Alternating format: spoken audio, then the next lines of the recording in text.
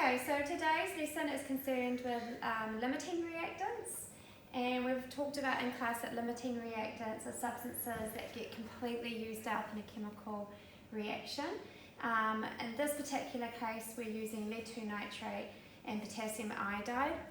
Before we usually begin the experiment, we would sit and perform the calculations that we've been doing in class to work out which one or which particular substance is the limiting reactant. Today what I'm going to do is I'm going to go through and perform this complete experiment for you, and I'm going to get my mass of my substance or my product that's going to be produced, and you're going to work out the calculations after I've performed the experiment. So let's just come through to our apparatus here, and you can see I've actually already done this step. I'm using lead-2 nitrate and potassium iodide. I've weighed the specific amounts out. They're both white crystalline substances. I then measured 50 ml of water into each of these beakers, and I have stirred and dissolved both of the solids into these liquids. So you can see that they're completely dissolved. We need them to be completely dissolved. And now what I'm going to do is I'm going to mix one into the other, and you should see a sharp colour change. Okay, so there's our precipitate. And now what I'm going to do is I'm actually going to weigh my piece of filter paper and balance my scale first.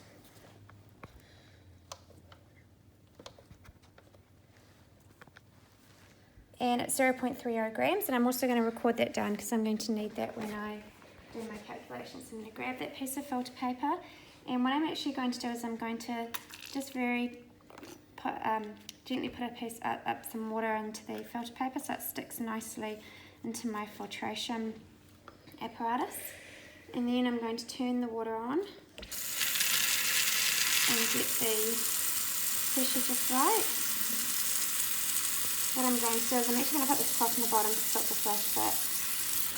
Okay, there we go, it's also less noisy. And I'm going to pour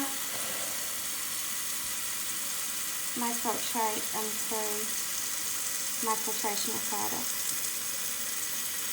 Now this particular process, obviously if I want really accurate results, I want as much of it as possible to be captured.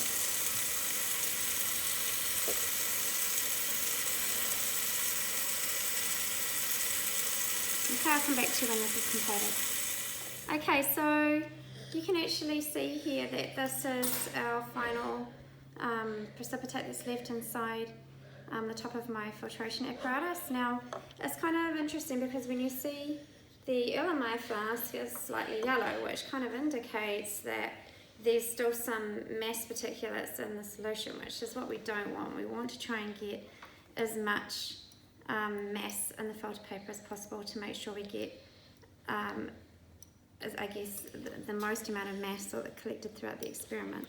So I'm actually going to remove the piece of filter paper from the top of the flask, and you can actually see it really is quite difficult, and there's a lot of mass left behind. So what I'm actually going to do, I'm just going to show you that and focus on that particular amount of mass. We're going to have to really account for that in our error. Okay, so we're not going to be close to our theoretical calculation because we've lost some. So this is going to be placed back up here, and this is going to be put into our drying oven, and we're going to record our dry filter paper and mass tomorrow morning and figure out our result.